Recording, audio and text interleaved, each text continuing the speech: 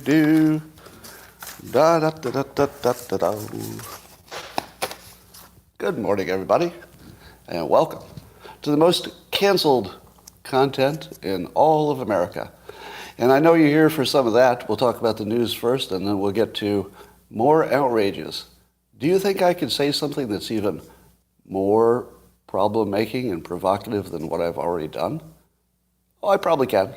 I've got one. I've got one in the chamber. So you want to wait around for that one. Just wait for the one that's in the chamber, okay? So if you'd like your experience to be maximized, and I know, well, let me look at you. Yes, you're that kind of person. You are the kind of person who does not settle for a below-par live stream like you see so often other places. No, you want a good experience, a maximum experience, and for that, all you need is a cup or a mug or a glass, a tankard, chalice or stein, a canteen, jug or flask, a vessel of any kind. Fill it with your favorite liquid. I like coffee.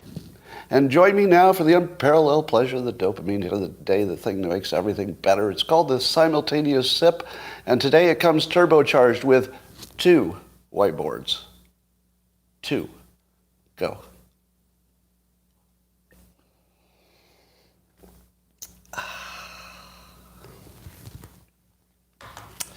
All right, well, some people told me this week, there are many opinions about me, and some people said to me, Scott, you just did the dumbest thing you could ever do.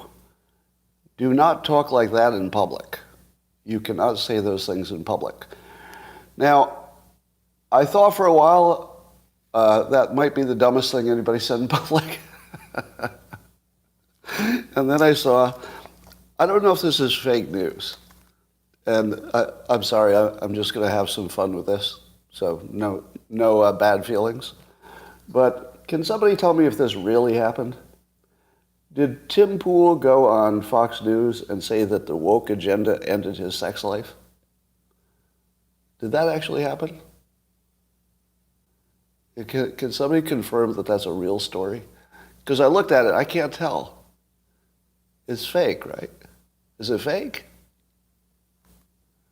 Does anybody know? Is this not perfect? It's perfect because you can't tell. Yeah, let's go private here. Yeah, I have no idea. I have no idea if that's real. I saw there was some little hashtag. Now, if he said it, I'm sure there's some context there that, ties it all together. But I love the fact that got taken probably out of context. I assume it's out of context. But I don't know, I just love that story. I'm not making fun of Tim Pool. I just love the fact that allegedly, and I don't know if it's real. Let me be very clear. I don't know that that's real, but it was trending today. I'd love, if somebody knows, tell me if that really happened. But I love that I can't tell the difference. That's what's fun about it, is I don't know. I don't know, that might be real, but it might not be. I'm going to say that's a 50-50. Yeah. And by the way, I like Tim. I recommend his show, by the way. His show is very good. All right, well, I was looking for you to confirm or deny, but I don't think you know either. All right. I'm going to suggest, based on anecdotal vibes, and this idea comes not directly from me, but it feels right.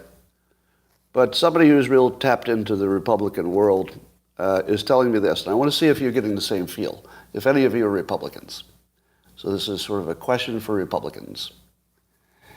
The biggest issue, by far, for Republican women, you say it's not private? Let me check. There we go. Is she limited? Yeah, it's weird that doesn't work the first try. I have to do it twice. Thank you.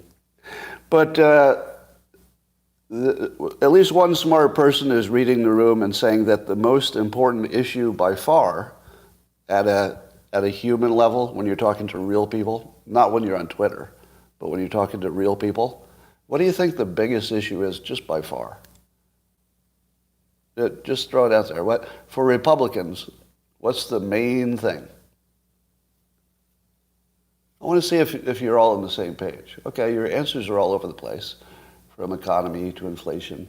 Now, certainly all those things are important, but anecdotally, and I'd love to see a poll on this, but anecdotally, the moms are protecting their children. And that's the primary energy at the individual level. That might be the primary energy. Because that's what people ask about, right? If you say, hey, let's go talk to a bunch of Republicans, you see what comes out of their mouths. It's not necessarily inflation, even though it's a huge issue, right? Even fentanyl, all these issues.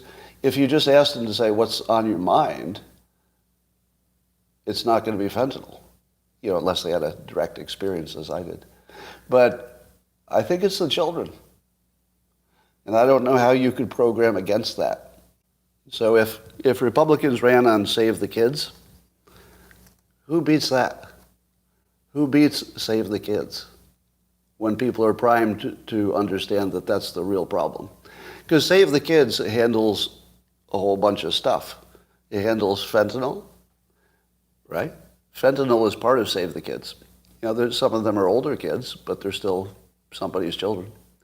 And it goes to fixing schools, and fixing schools would fix what? Systemic racism. It would be the biggest lever you could push to fix racism.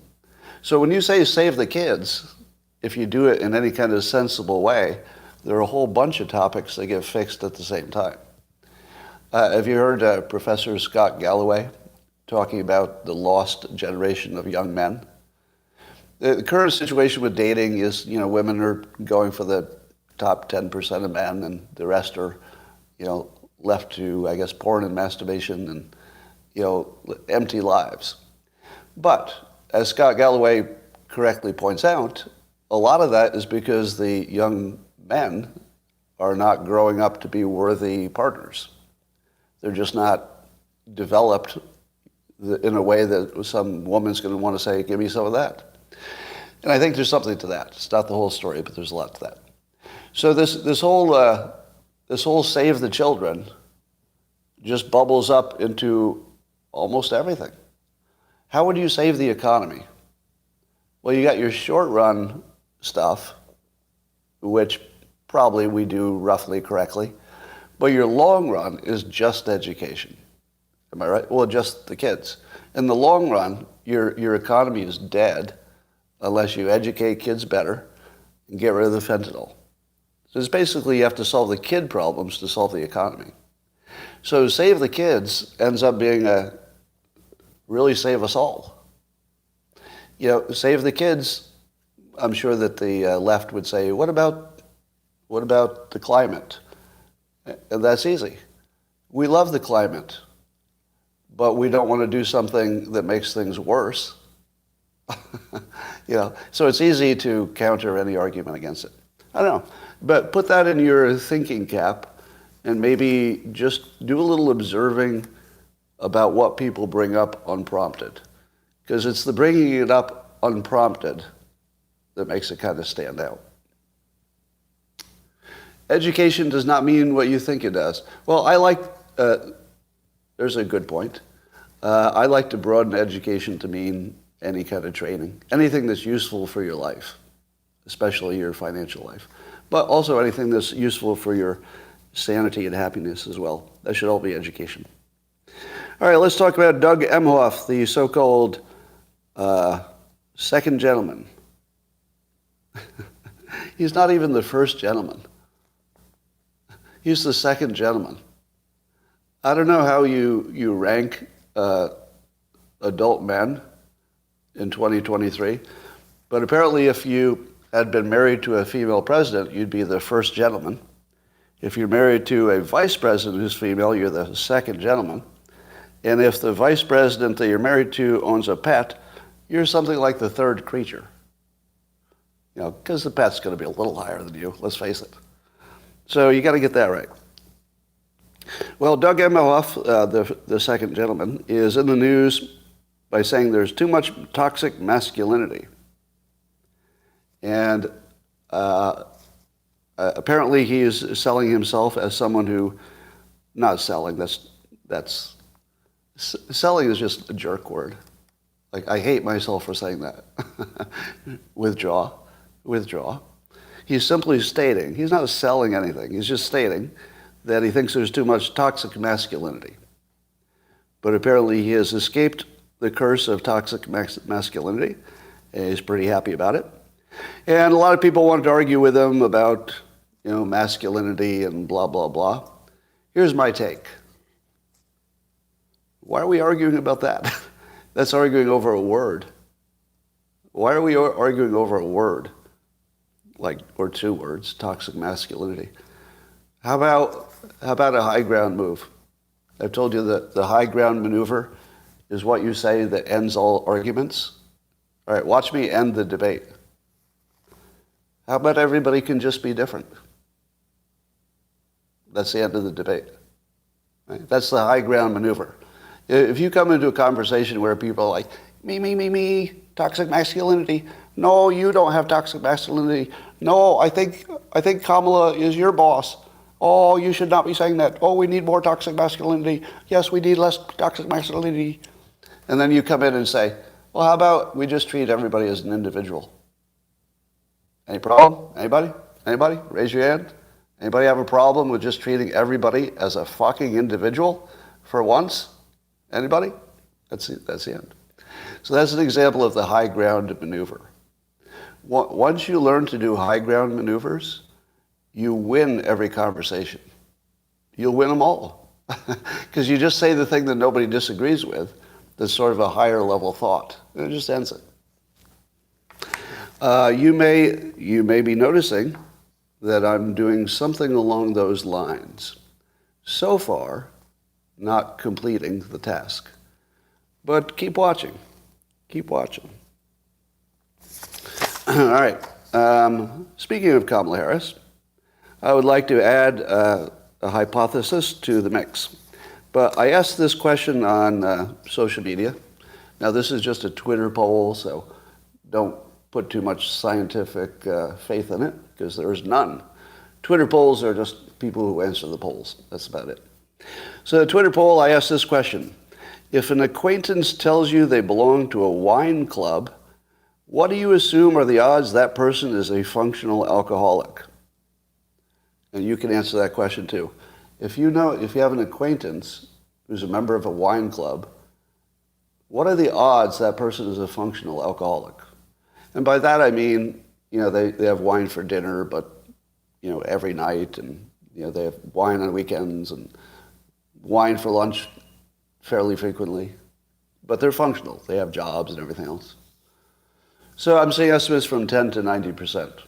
I would go closer to 90%. My observation, and it took me years to find this pattern, is that the people who are functional alcoholics build a lifestyle around that so that there's a reason to be drinking every day that doesn't look like the reason is you're a functional alcoholic. You've seen it. Oh, you've seen it. Yeah, they're the people who like to entertain. Do you know any people who like to entertain? Yeah. Usually functional alcoholics who are covering their track. Now, there are so many functional alcoholics, I don't have a complaint about it, frankly. Like, as long as they're not driving, it's okay with me. I mean, it's their life. So I'm not judging. I'm just saying it's one of those patterns that if you've not noticed it yet, keep an eye on it. Keep an eye on that pattern. People will build a lifestyle to cover up, whatever they're trying to cover up. If you had a foot fetish, is there a greater chance that you would work in a large department store woman's footwear place? Probably, because that would be a great place to cover up your fetish. So I only ask this because a friend of mine who knows a great deal about addicts and alcoholics, I won't say an expert, but pretty close to an expert on this topic, says that the reason that Kamala does that embarrassing cackling when she's speaking, not her normal cackle. So if you notice, there's two kinds of cackles. There's the the everyday nervous cackle that she uses all the time. But there have been a few times when her happiness about ordinary things seems unusual, like her love for the fact that you could charge your phone on a school bus. Like, that didn't look like normal cackle. That looked like alcohol. Now, this is not my opinion because I didn't have this observation, but somebody who knows a lot about this world said, oh yeah, those speeches where she's talking like that and she's too happy about things that you shouldn't be happy about, that's obviously drunk. Now, once she said it, once I'd heard it, because that wasn't really high up on my list of possible explanations for what we're seeing. But once you hear it, I said to myself, hey, I wonder if anybody thinks that Kamala is an alcoholic, or even just drinks more than she should for her job during the daytime, I suppose. If you're vice president, you probably shouldn't drink ever, should you? Because isn't there a greater than zero chance that you'll be running the country in an emergency within an hour, right? Like, would you ever want Hillary Clinton in office knowing that she likes her wine? No matter how much she has. I don't want a semi-inebriated president sitting there. Like, that was one thing that I really think was underappreciated about Trump. You could wake Trump up any part of the 24 hours, and he would pop up and he'd still be Trump. He's Trump all day long. Like, I don't think he's ever anything else. He's just always him, 24 hours. Love him or hate him, he was ready to go. Love him or hate him, he was ready to go. And sometimes that might be more important than your specific preferences. Anyway, I think that's a great underrated element of Trump, that he didn't drink. And by the way, you're all noticing that the trend to stop drinking, at least on Twitter, looks huge. Are you all noticing that? The number of people who are bragging about no longer drinking, not alcoholics, some of them are, but mostly just ordinary people who found out that alcohol is bad for you. I haven't had alcohol for years. So that's a really good trend. I hope you're not switching out to fentanyl. That would be bad. All right, so here's tying this all together. Once it was suggested to me, and then I got primed, once your brain gets primed, it's all you can see. So confirmation bias started to kick in. And I said to myself, I think I'll look online and see if anybody has noted that Kamala Harris drinks too much in their opinion, or any rumors about too much alcohol or anything like that. And I didn't see anything like that. So just to be clear, I didn't see anybody speculating. I didn't see any reports of her drinking too much. The only thing that came up is that she belongs to a wine club.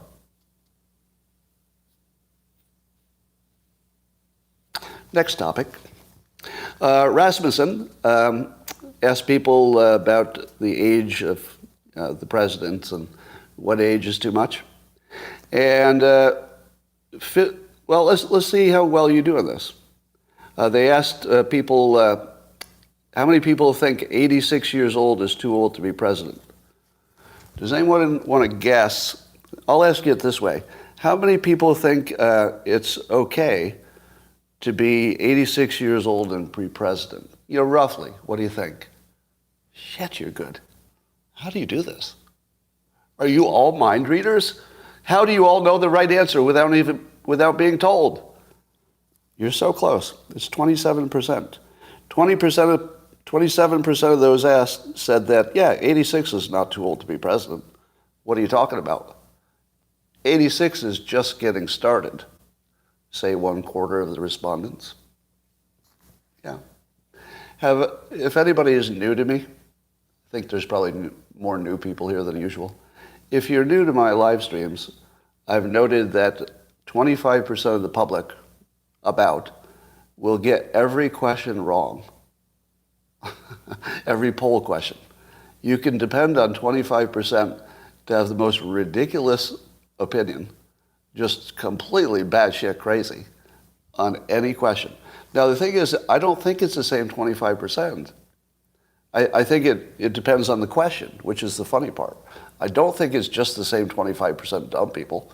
It doesn't feel like it. But maybe it is, who knows? Well, the most important thing, the second most important thing. The most important thing is, did Tim Pool really say that? That's the most important question of the day.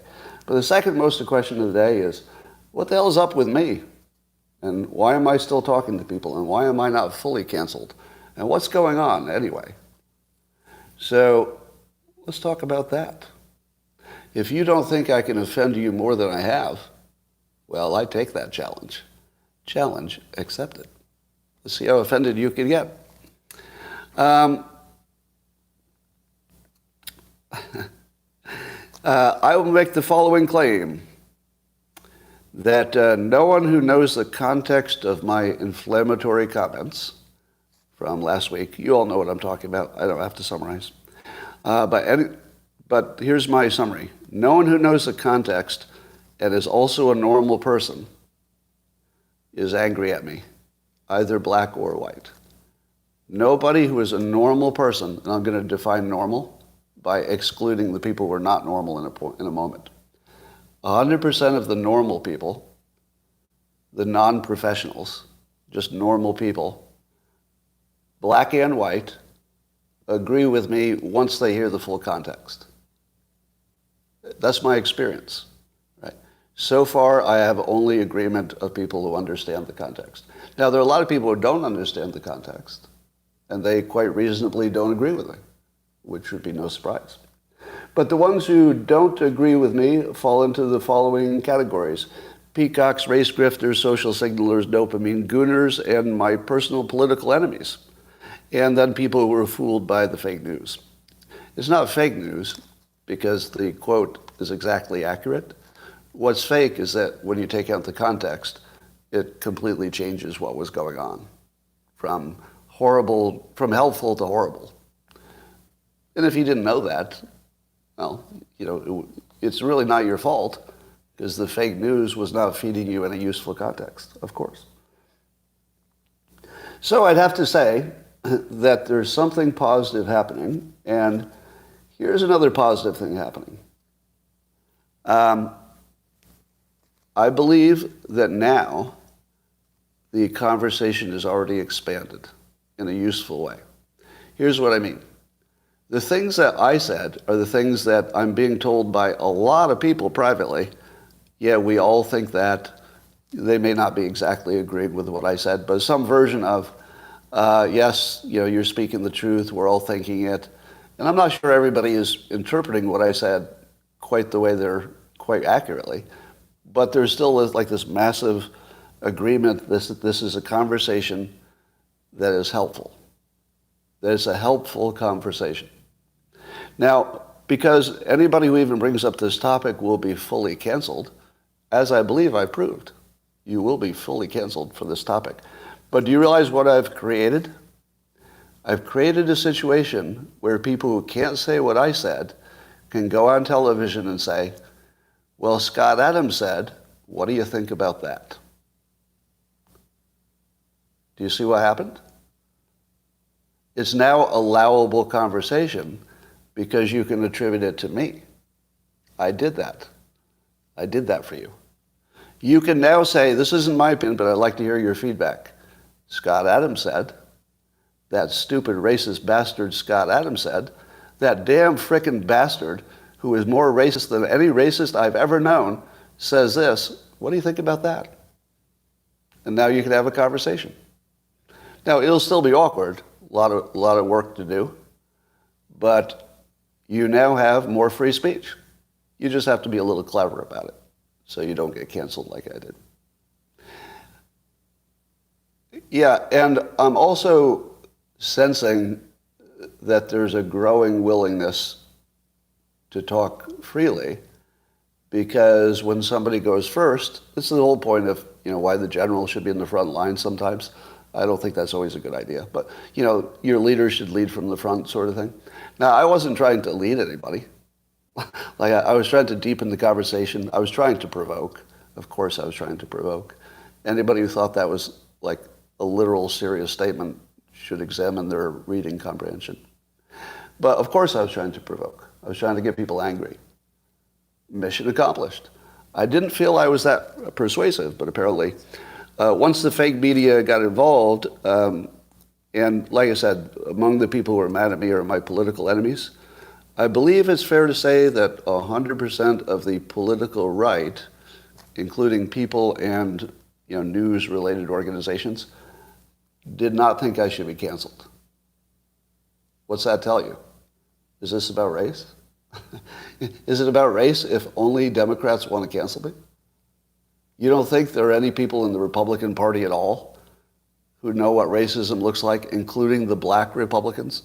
You think they don't know what it looks like or how to deal with it, productively? No, it started out as me being provocative, but once it gained steam, it just became political. It's just that they can hide that just the way an alcoholic can hide their alcoholism by forming a wine club. The press can get rid of their biggest political enemy. And by the way, I believe that's true. Because most of you have watched me twist the narrative like almost nobody can, except Trump. Trump can just have his way with the narrative. Like that. That's why I've been talking about him, because he has those skills. But there are very few people in the talking out loud political world who can reframe something as effectively as I can, which is why my book that was just canceled, my new book, is all about reframing things. So what I'm doing now is an example of what's in the book, but in the book it would be more reframing for your own purposes. I'm reframing for public purpose, which is really dangerous. If you haven't noticed, it's really dangerous. Don't do it. I don't mind doing it because here's another thing I've been teaching you for years. You've heard me say this a lot of times. If you want to succeed at anything, here's the formula for success. This is the most summarized formula for success. If there's something you want to succeed at, find out the price and then pay it. It's the best advice you'll ever have. So I wanted to talk about this topic. So I thought, what's the price of that? Well, the price of that is the risk of full cancellation. And then I paid it. Have you heard me complain yet? Nope. I looked at the menu, I looked at the price, and then I ordered that meal right in front of you. I just paid the price. That's all that happened. Now, I wasn't expecting it would be this high, but that was on the menu. Like, it was obvious that it could be. It was quite obvious that that was a pretty high possibility. I didn't know, but certainly I paid that price. Now, am I sad that I paid that price? I haven't experienced that yet.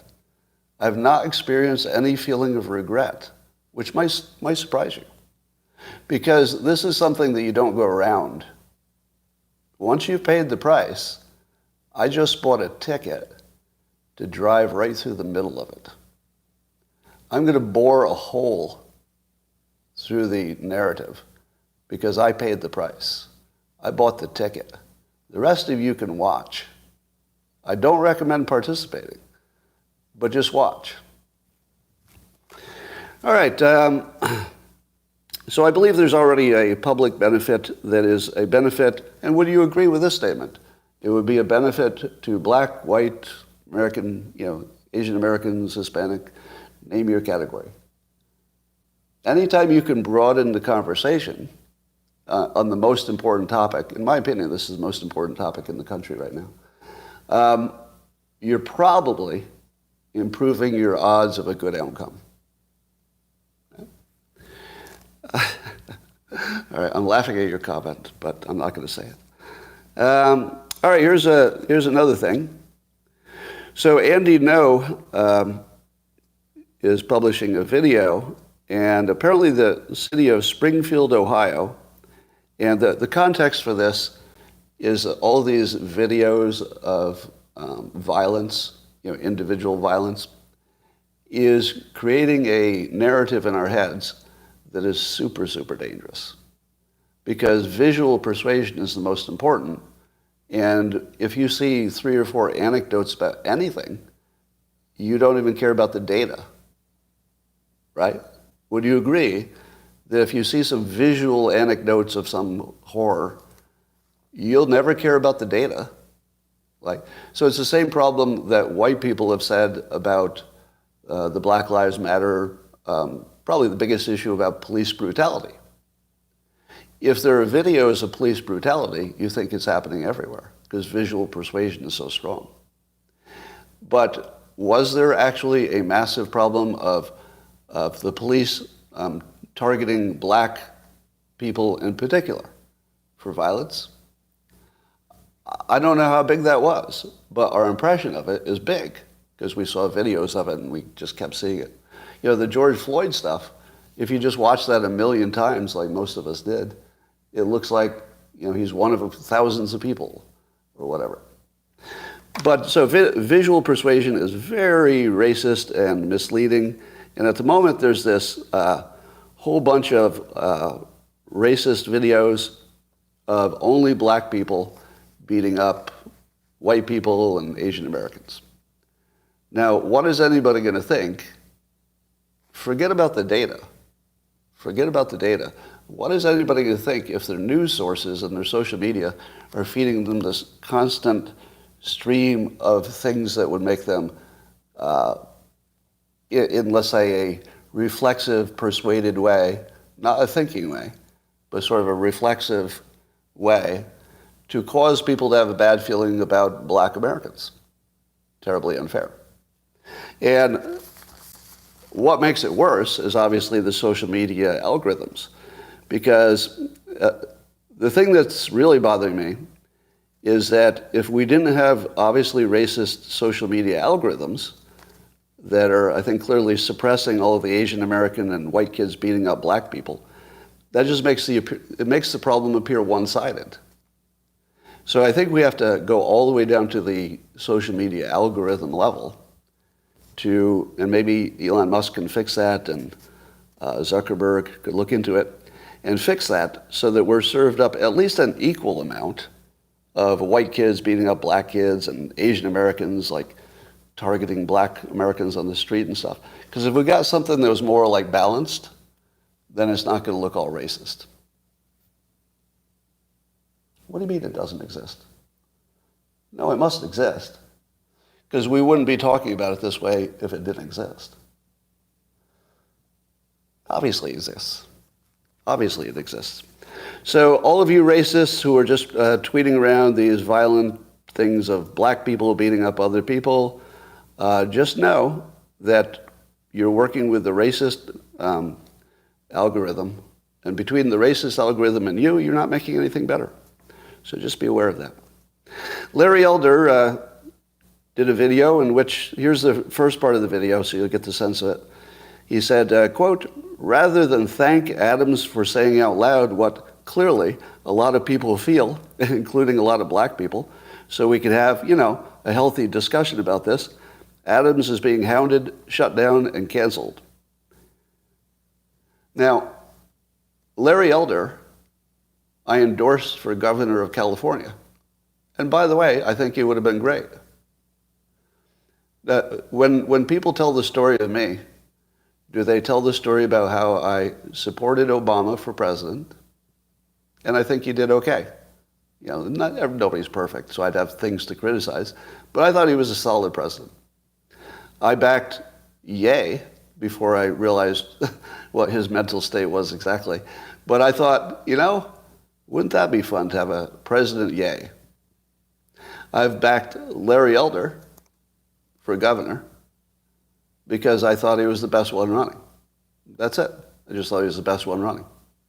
I am backing Vivek Ramaswamy, who I think is Indian American, I think.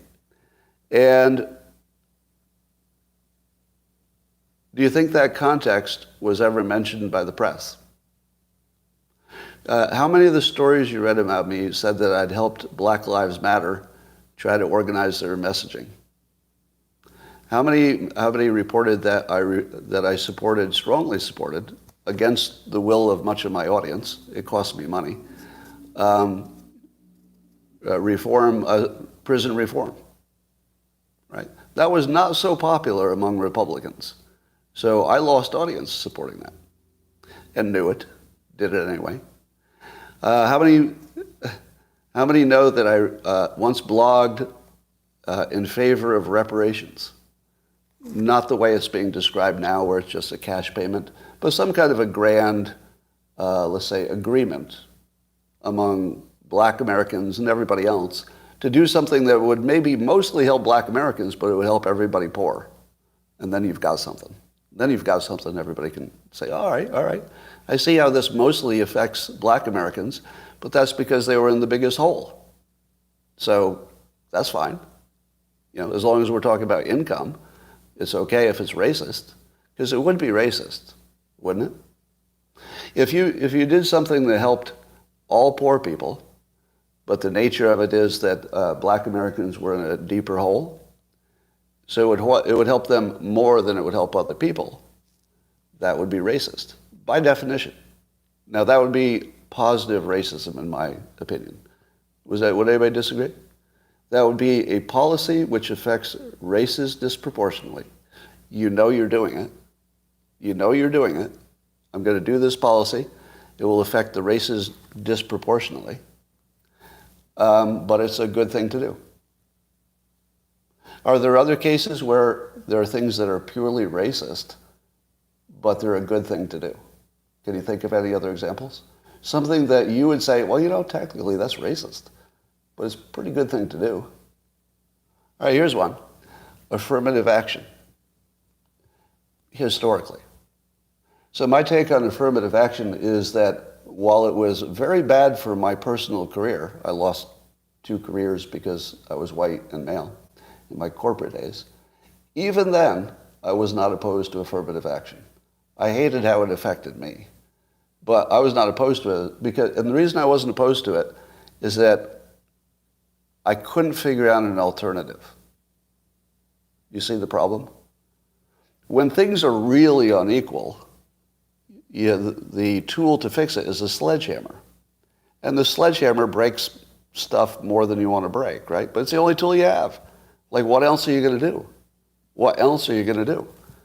But as things get a little closer to equal, but before they're completely equal, the right time is to reassess it, because you're going to start to create more ill will than you're benefiting by, correcting some historical imbalances. So I think that affirmative action was racist by design, by intention, and would anybody disagree with that? Is there anybody who thinks that affirmative action is not racist by intention, by design? In fact, if it were not racist, it wouldn't work. The entire point of it is to be racial preference is the entire point of it. Right? So I would contend that there are racist things, which are the ones you want because it's how you defeat racism. Let's say the tax code.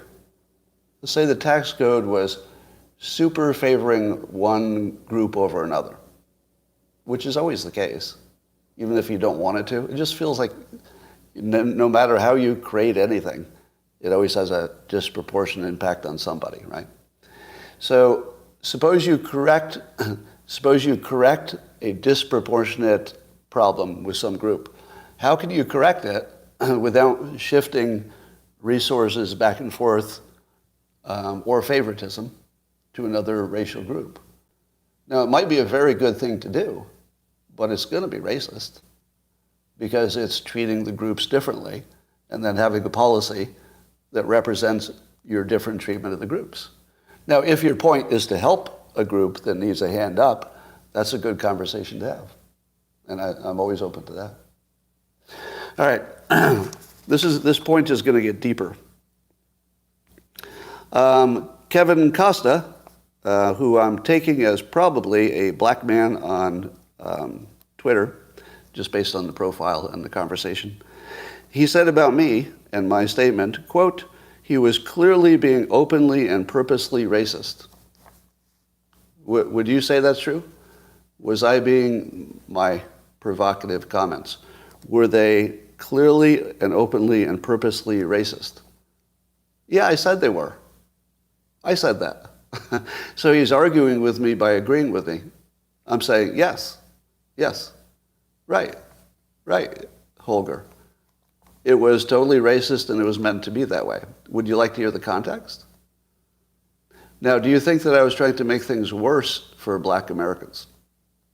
How many think I was trying to make things worse for black Americans?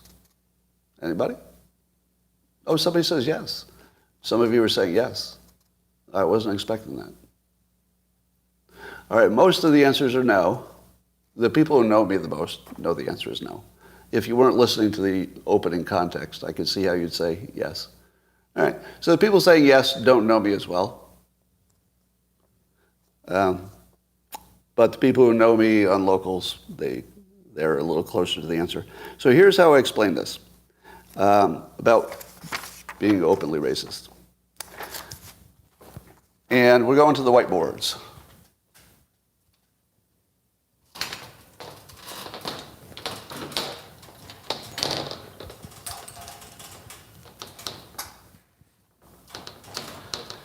Here are some things which I would argue are openly racist, and at the same time, you like them, right? Not everybody. I'm saying these are the things that are socially approved, but they're clearly racist. ESG, CRT, Black History Month, affirmative action, DEI, college admissions, if there's any preferences in those, and reduced free speech for some people. Now, I think society generally thinks that white people should not have the same level of free speech. And I think a lot of people would agree with that. They'd go, oh, if those white people are saying whatever they want, like our narrative will be impacted. Now, here's the one that I think is interesting, voting for Obama. I voted for Obama in large part because he was black. Did anybody else vote for him because he was black? Like, it wasn't the only reason. I think he was qualified, and I think he did a good job. Unlike my audience, I think he did a reasonably good job. Yeah, and I respect your disagreement on Obama, but here's why I see a lot of people saying yes. Black America voted for him by overwhelming numbers, right? And white Americans voted more for Obama than, I think, John Kerry. And I believe that a lot of us had the same thing in mind. You know, I won't read other minds, but I speculate that a lot of people thought like I did. Wouldn't it be good to finally have a black president so we don't have to hear any more complaints about how a black man can't succeed? Now, obviously, there's still plenty of structural, systemic racism. But isn't it good for the country that we've had a black president? Would anybody disagree with that? Like, forget about Obama as a personality. Just ask yourself, is the United States, the melting pot country, better or worse for having had a black president, who was popular, by the way? Okay. Now, I'm pretty sure that was good for the country. Now, at the same time, racism went through the roof. or I should say, racial harmony dropped like a rock during Obama and then continued to drop. So nobody fixed it. So it's possible that something about the Obama era made things worse. I don't know exactly what. Policies? You think it was policies? Could be. All right. But I would say that voting for Obama, if you were voting for him to make sure that we had a black president finally, that's why I did it. Plus he was qualified, I thought. I thought that was racist. Let me ask you, was it racist for me to vote for Obama in large part because of his color? Was that racist? How would that not be racist? Somebody says no. Well, okay. You probably have an argument there. If I heard it, I'd probably agree with you. But I would say that's racist. And I did that. I did this racist thing. I'm guilty. How about Black History Month? Is Black History Month good or bad for black people? Some of you say bad. Let's see, you think I'm going to say it's bad. I don't know. I don't think it's bad. I feel like Black America, went through enough. They get a month. If you have the experience of Black Americans from slavery to today, yeah, you could have a month. Like, I don't have a problem with that. But it is racist, isn't it? This is a racism I totally agree with. I'm totally in. That's fine. Let's be as educated as possible about our true history. Now, you might say, hey, how about a Women's History Month? Well, we have that too. We do have a Women's History Month. I don't know how many other history months there are, but aren't they all either sexist or racist? All those months are sexist and racist, right? They're totally sexist, totally racist. I don't disagree with either one of them. I don't have a problem with them. So there's a whole bunch of stuff in, like I said, affirmative action. At the moment, I think we should reconsider. But historically, I favor this racist, totally racist activity. And yeah, and the other ones you might like. I mean, you might like ESG, and By the way, does everybody even know what ESG is? Do I have to define that? Let me explain ESG. ESG is, let's say, environmental, social, and governance. And the two things in there are for corporations are being judged by entities that judge them, including BlackRock, this multi-trillion-dollar financial behemoth. So this huge financial entity, BlackRock, is pushing this idea that companies should be evaluated for their ESG quality. So the E for environmental, they have to be reducing their carbon footprint. And then the social and governance is they should have diversity at all levels up to the top of the organization. Right? Now, the companies that push ESG, are they happy that I'm one of the most noted critics of the thing that is the operating system of their company right now? They have ESG. So management of newspapers, do you think they were opposed to ESG? The management of newspapers. Or more importantly, in many cases, the hedge funds that own the groups of newspapers. Because that's how newspapers tend to be owned, by big financial entities that own like a chain. Yeah. So the people that I've pledged to attack, the ESG people, because it's so harmful for business. It's harmful for everything. It's harmful for society, but business in particular. Do you think there's any coincidence that the biggest critic of those things got canceled by the people who promote those things? It's not the only reason, but when you see who's opposing me and canceling me, you have to ask about their other motives.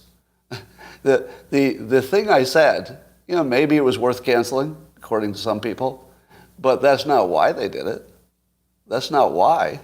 Why they did it is to shut me up. Right? Why they did it is to shut me up. That's why. Shut me up in a variety of ways, but ESG would be one of them. I was reminded yesterday that when Dilbert was first introduced into newspapers, it was very difficult to get the newspaper to buy it because it made fun of management. I've forgotten how quaint things were back then. You don't remember, but Dilbert was a controversial. It was a controversial strip. It was controversial because it made managers and leaders look like idiots, and the managers and leaders were not on board with that idea because it allowed the staff to mock the people above them. It made it easier for them just, hey, look at this comic. So the people who canceled me, has anybody stopped to think that the people who canceled me, the management of the newspapers, are the people that I've been mocking for 34 years, like viciously mocking them? Do you think they didn't want a reason to cancel me? Even if they thought it was funny. They'd probably like, well, a little less of that would be good. All right. Here's the second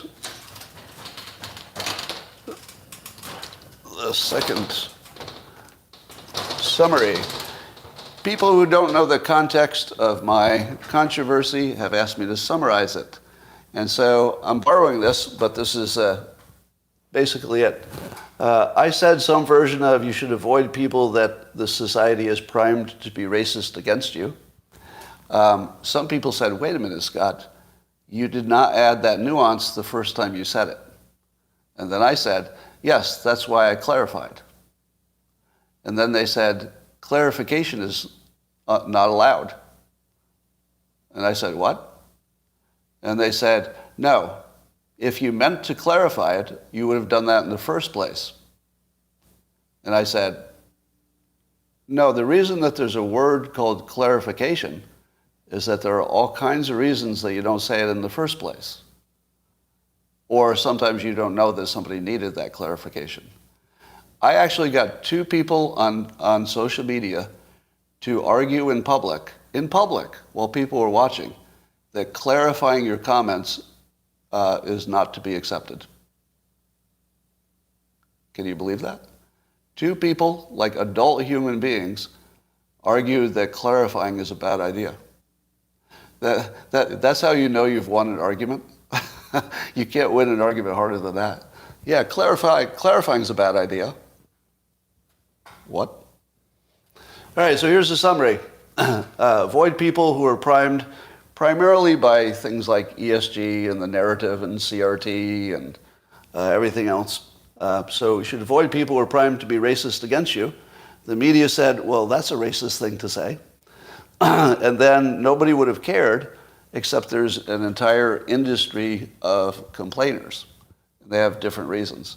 So you got your race grifters, dopamine gooners, victims of fake news, the people who didn't know the context, and my political enemies, the newspapers. They're literally my political enemies. So then the people who heard it from all of these people, they responded as exactly you'd imagine. Bah. Bah. So that's what happened. So people who missed the context, that's the Cliff Notes version. There's a much deeper, richer, more interesting context, but the wine club with an H. That's funny. All right, so my statement is this. I don't require a Rasmussen poll to clarify my lived experience. My lived experience is that the race relations are being poisoned by the media narrative, that white people are the source of their problems. Now, I don't argue with the fact that white people are the source of problems. I just argue that if that's how you focus, you only make things worse. And that focusing on the future and how to work together and solutions that everybody likes, education being the easiest one, because there's lots of agreement, black and conservative at least, there's lots of agreement, and more Democrats in general. All right, so my lived experience is that black Americans are being poisoned by the narrative, and while I can't be sure it's true, any reasonable person would see the poisoning happening, because the poisoning is obvious and on the surface, right? That's not an opinion, is it? Would you say that's an opinion? Or is that just an observation that you all see? That the media narrative is anti-white, and very clearly at the moment, very anti-white. So my comment is that anti-white is looking backwards, and that everybody who looks backwards gets a worse result than everybody who looks forward. It's on average. So if you keep a backwards-looking, victimization, who caused it, whose problem it is, that can be useful in the short run, and I wouldn't abandon that. But if it's your primary strategy for the future, it can't work. It can't work at all.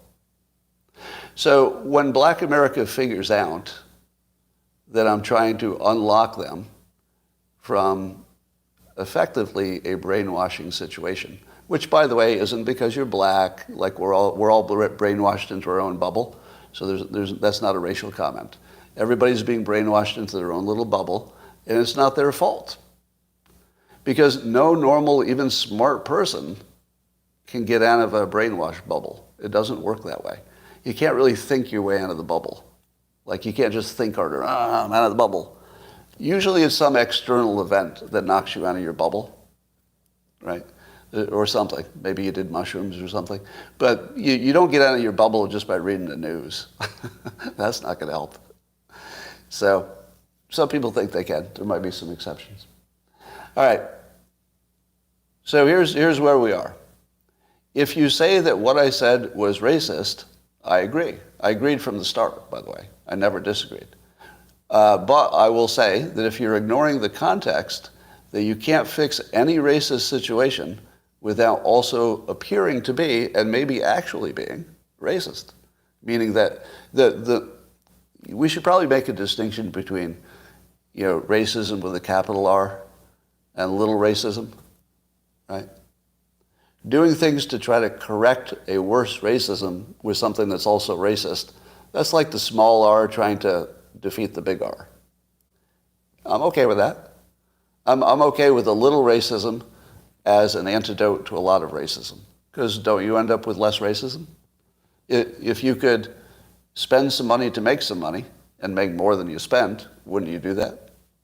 So being accused of a racist is just part of my expense. It's part of what I'm paying.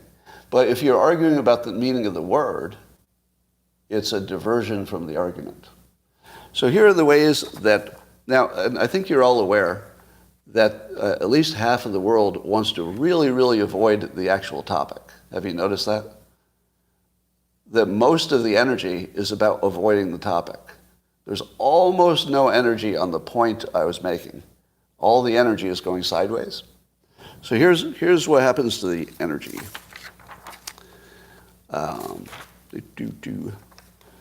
People saying, all right, a bunch of examples.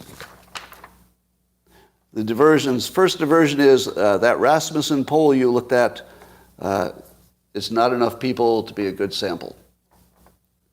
Well, first of all, there's nothing about my argument that depends on the poll. I used the poll as a jumping off point for the conversation. So I don't depend on it. But I will say about the poll that even though it was just like 100-some black people who were interviewed and only 60-some had a problem with the phrase, it's okay to be white. Now, is that enough people? Now, what most people don't realize is that there was only an 8% margin of error, meaning that even if it's off by 8%, more or less, it wouldn't change the point. It doesn't change the point if you're off 8%. Well, it's not a point about an exact number. It's a point about too many people being primed by the public, by the media, to have a negative opinion about white people. Just too many. Now, let me ask you this. And then other people said that the question was a racist, some kind of neo-Nazi question or something. So suppose the question had been different. My take on the question, is it okay to be white, is that a black racist could still say yes to that. What do you think? I think a black racist could still say, yeah, it's okay to be white, but you're all screwing us and you're all doing bad things. Right? Suppose the question had been asked this way. Do you believe that white Americans are the cause of past and continuing systemic racism? What would have been the percentage of black Americans who would say white people are the cause of past and the primary cause of continuing systemic racism? Because even I think that's true. Even I think that's true. But the difference is it doesn't make me think less of white people. Do you know why? Because I don't know any white people doing that. I don't know any white people who are plantation owners. Not a single one. I don't know any white person who's in any intentional or even accidental way perpetuating systemic racism. I don't even know one. Now, they may be doing it by inaction, but then it gets a little more conceptual. But I don't know any white people like that. Anyway, let's see. Other diversions are that I'm a racist for pointing out the correlation And I used the word correlation, and I was quoted back for saying correlation. I'm a racist for pointing out the correlation between crime and the density of black population. Now, what I said was that the causation is systemic racism.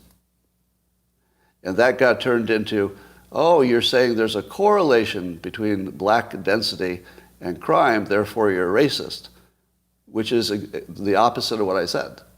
I said that systemic racism, which I also believe is primarily formed by and enhanced by white people, almost by definition, I think that's the cause. That's the cause of black poverty. It's the main contributor to black poverty. And then poverty causes the crime. Now, there's nobody who disagrees with my statement that there's a high correlation. The correlation is caused by history, and the correlation is that poor people have more crime. Who disagrees with that? But it's part of the diversion to avoid the point, right? We're gonna attack you on that thing. Here's another one. The people who oppose clarification, that was funny. And then the complaint that it's okay to be white is a racist meme. That just seems to be trying to avoid the point. Because like I said, the poll and the question were not important to my opinion.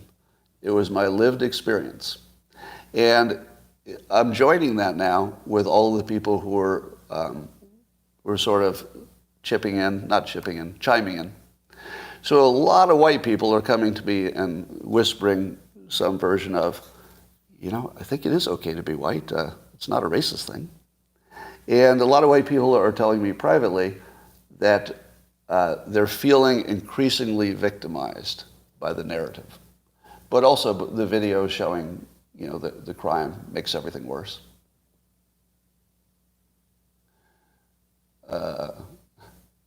Somebody says crime is a tribal trait. Well, no, it isn't. Crime is a tribal trait. I don't think there's any evidence for that. It seems to me everybody who's rich does less crime than everybody who's poor, for obvious reasons. If you're rich, stealing stuff is all downside, no upside. All right, it's easy to be honest when you're rich. I can tell you that for sure. All right, yeah, I think it's okay to be white is the question that would get you the least amount of racism in the answer. Am I wrong? The way Rasmussen asked it, is it okay to be white? I think a lot of people who actually had bad feelings about white people would still say, yeah, it's okay to be white, but you're also the cause of all our problems.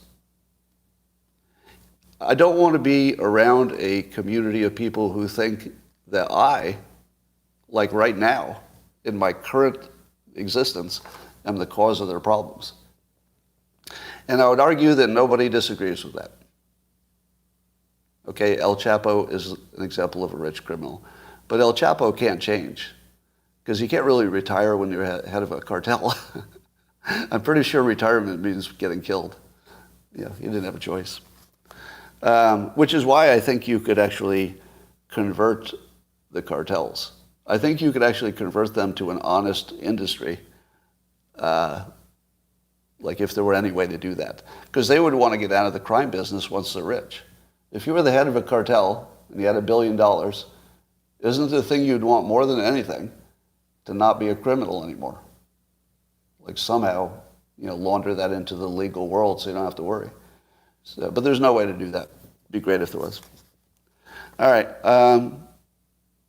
Then I asked this question on Twitter, so this is another unscientific poll. I said, does canceling me make race relations in America better or worse? Because that was the point of it, right? The point of canceling me is to make race relations better. Otherwise, why do it? What do you think? 9% said it made it better, 50% said it made it worse, 40% said no change. Well, I think most of the world didn't notice, because most of the world doesn't even read the news. They don't even know any of this happened. Yeah, too early to tell? It's hard for me to imagine it made it better. I don't know. Maybe because it made this conversation possible, it made it better. I'll give you that. All right, let's see if I missed anything. Nope.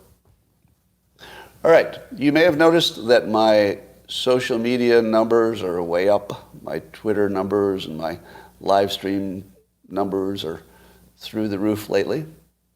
And I think it's because this is a topic people are interested in. It looks like, and I think people are interested in two reasons. They're interested in two reasons.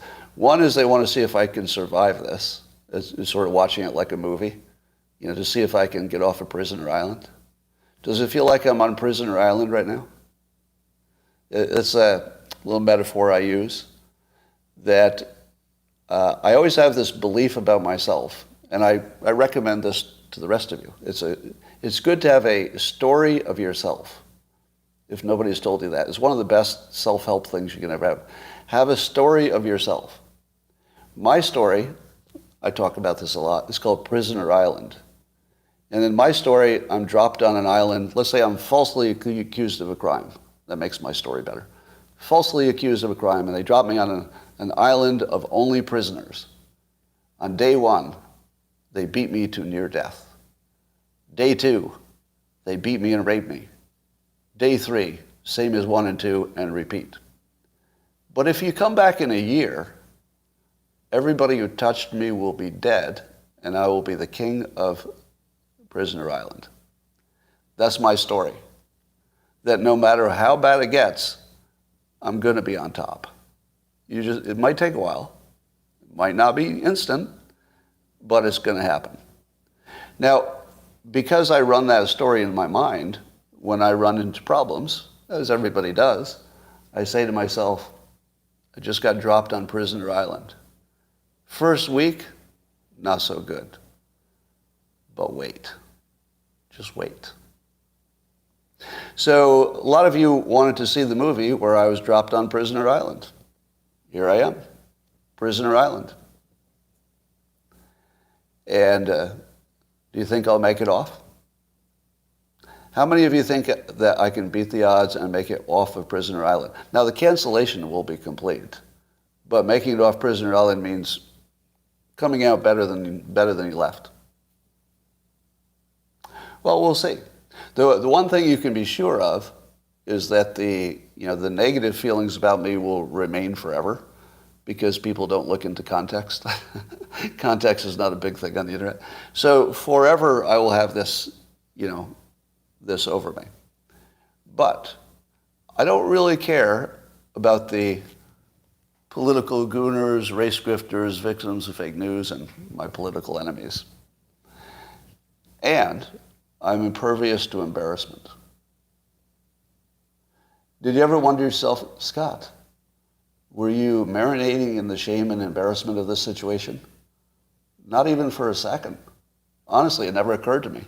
It never actually occurred to me that embarrassment or shame or anything would be part of this. Like, why? I said what I meant. I think it's useful. I knew what the price was, and then I paid it. I have a very simple model of the world. It was news in Brazil. Well, I'm doing a good job then. Doing a good job. All right, so you got fired. I did. I paid the price. I paid the price so that you might be free of sin. Now, you may have noticed that I timed my resurrection for roughly to happen around Easter. Does anybody notice that? Norm says, own it, Scott. I am owning it. Does that make sense? Somebody's asking me to own it. How much harder could I own it? That's my point. Norm, my point is that I'm owning it totally. Are you missing that point? Did some of this look like an apology or something? I'm totally owning it. I'm owning what I said. I can't own whatever impression somebody else put in your head.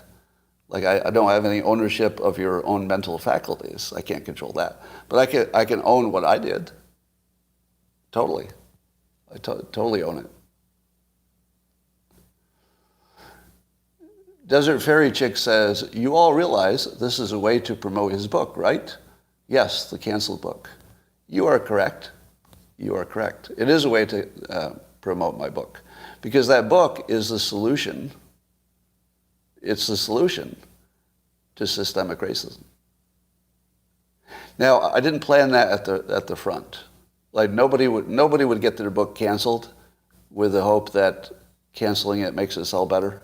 That wouldn't be a good economic strategy for anyone. It could work. I mean, if I had to guess today, I feel like it might be the biggest selling book of all time.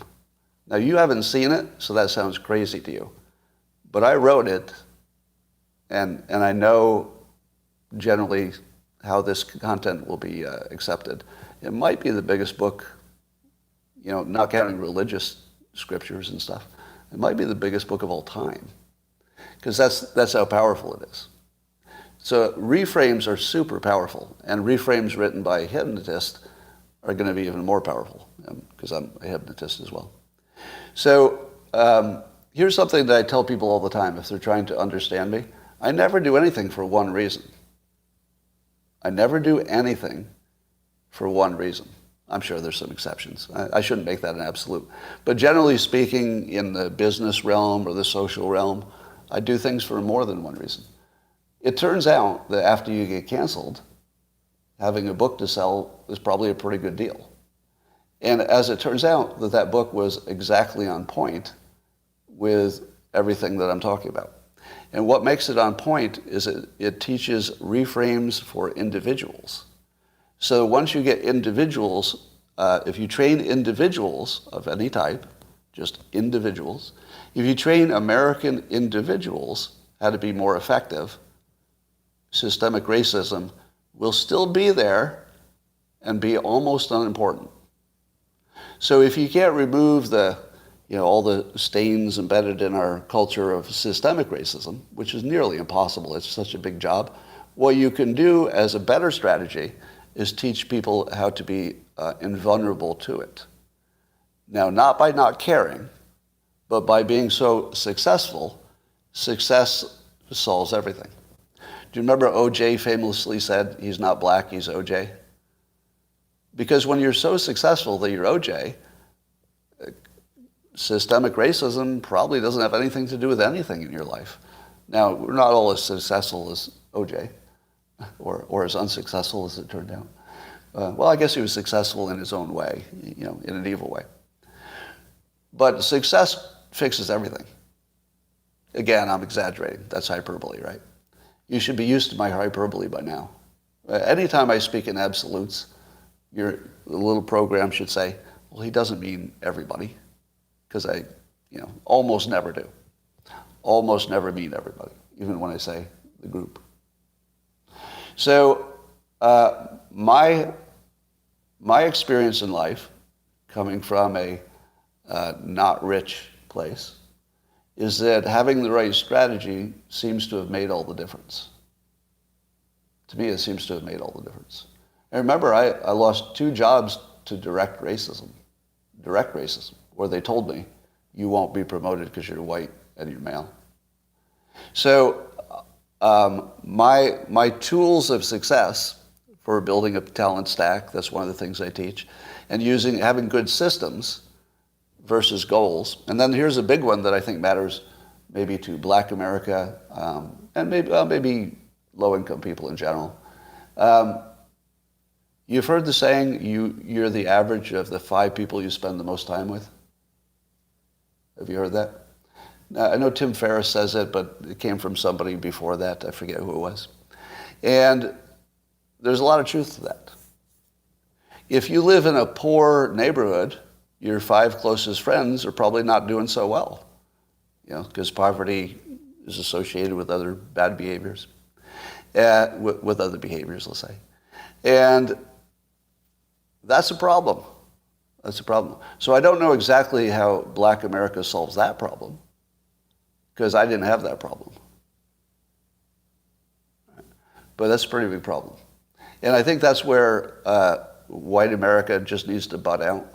Like at that level, I think Black America just has to figure that out. I don't know. What do you do about that?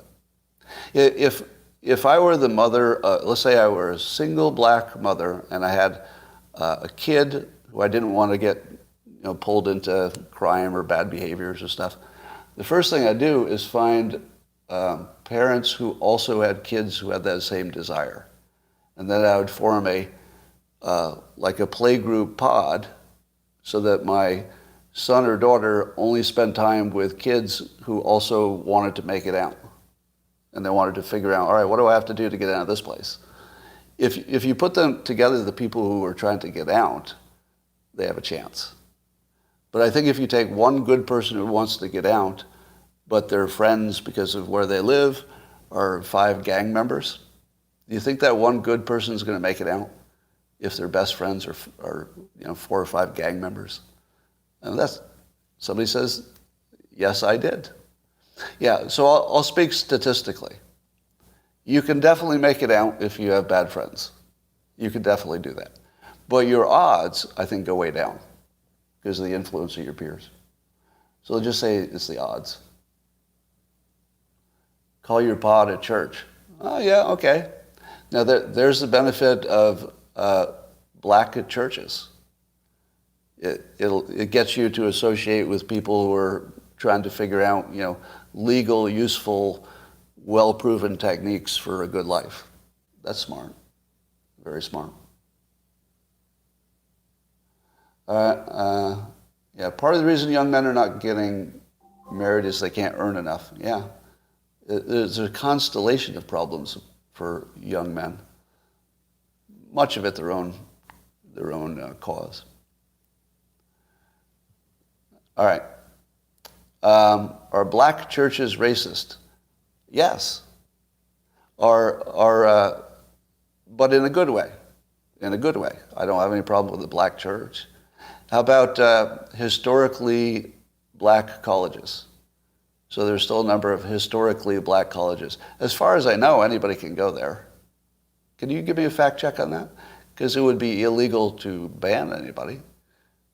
Yeah, I think anybody can go there, but they're historically black and they kind of stay that way. Now, is having something that's even called an historically black college that clearly is focused on helping black people associate with other people who have the same goals in life and they can network and all that, is that racist? Of course it is. But do you disagree with their existence? I don't. I mean, some of you might. Some of you might.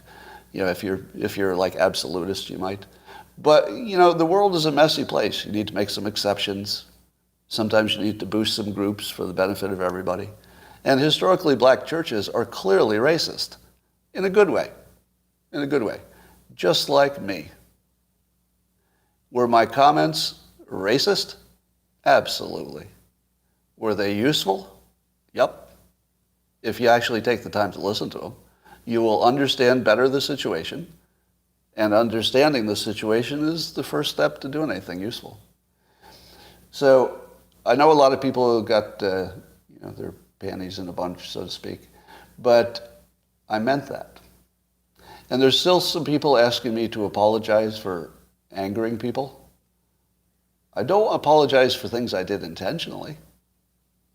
What good would that do? I intentionally angered people to draw energy to myself so that I could talk about anything I wanted. And here we are. Although again, I didn't think the canceling would get as big as it was, but I knew there'd be some, and I knew it would drive some energy my way. So there you are. Is black music racist? Well, let me ask you this. There's a white boy and a black, I won't say boy. There's a young white man and a young black man in a car. And a popular song comes on from a hip-hop artist. Which one can sing all the words out loud in the car? Yes is racist. Yes. Black music is purely racist because white people can't even sing it out loud. You're literally not allowed to sing the lyrics out loud if you're white. You don't get much more racist than that. Now, do I have a problem with that? Not really. Not really. Not a big problem. Is it racist? Totally. Is it okay with me? Yeah. I mean, it's not perfect. I don't have a problem with it. Yeah. All right, ladies and gentlemen, I'm going to say goodbye to the YouTube friends who came in to get some outrage. I hope I gave you enough outrage to keep you going today. All of you pandemic gooners especially, have fun. Have fun with this one. This one's going to be good. So keep your hands flexible and go nuts. See you tomorrow.